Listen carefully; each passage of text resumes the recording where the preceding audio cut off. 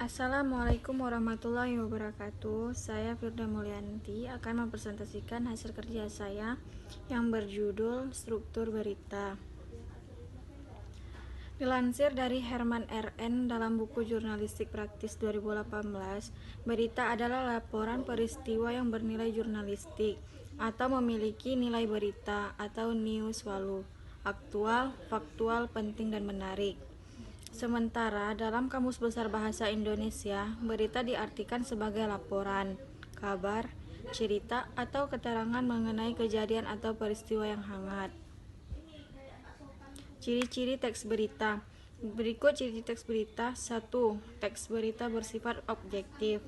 Objektif maksudnya sesuai keadaan yang terjadi tanpa ada pengaruh pendapat pribadi. Yang kedua, berdasarkan fakta dan bukan pendapat atau opini penulis. Yang ketiga, judul berita mewakili keseluruhan isi berita. Yang keempat, bahasa yang dipakai efektif, mudah dipahami, lengkap, dan memikat pembaca.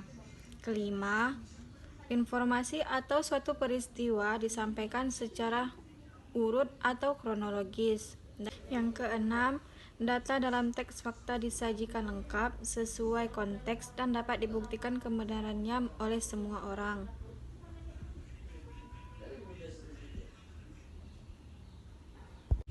Yang ketujuh, dalam beberapa teks berita biasanya terdapat kebenaran berlapis. Kebenaran berlapis terjadi ketika fakta yang terjadi menit ini belum tentu sama dengan fakta di menit berikutnya. Hal ini sering terjadi pada berita yang masih berkembang. Contohnya seperti data hitung cepat pilkada, data korban COVID-19 dan sejenisnya. 8. Penyampaian mengenai waktu, tempat, dan sumber berita harus valid dan dapat dipertanggungjawabkan. Yang ke-9, teks berita memuat unsur 5W dan 1H. Struktur teksnya. Orientasi berita. Pembuka dari teks berita berisi penjelasan singkat dari inti informasi atau peristiwa yang ditulis. Orientasi menentukan arah pemberitaan pembaca dan mengetahui kira-kira apa yang akan menjadi isi berita. Kedua, ada peristiwa. Berisi urutan kejadian atau peristiwa. Urutan kejadian tersebut dapat disampaikan secara kronologis. Setiap detail peristiwa harus terverifikasi agar tidak terjadi misi informasi atau disinformasi. Ketiga, ada sumber berita. Sumber berita didapat dari hasil raportasi dan wawancara sumber berita, antara lain dari hasil percakapan dengan narasumber, para ahli, siaran pers, data statistik, laporan, surat, atau dokumen resmi. Dalam menulis sumber teks berita, kita harus cover both sides, maksudnya kita perlu menuliskan sumber berita ini berbagai sudut pandang agar fakta yang disajikan semakin jernih. Kaidah kebahasaan teks berita. Kaidah kebahasaan teks berita harus sesuai kaidah jurnalistik. Menurut Herman R.N. dalam buku Jurnalistik Praktis 2018, bahasa jurnalistik adalah bahasa yang sederhana, mengutamakan pilihan kata atau kalimat yang mudah dipahami oleh pembaca. Berikut kaidah kebahasaan teks berita. Pertama, ada verba transitif, merupakan verba yang dapat diubah ke bentuk pasif. Kedua, verba pewarta, verba yang mengindikasikan suatu percakapan.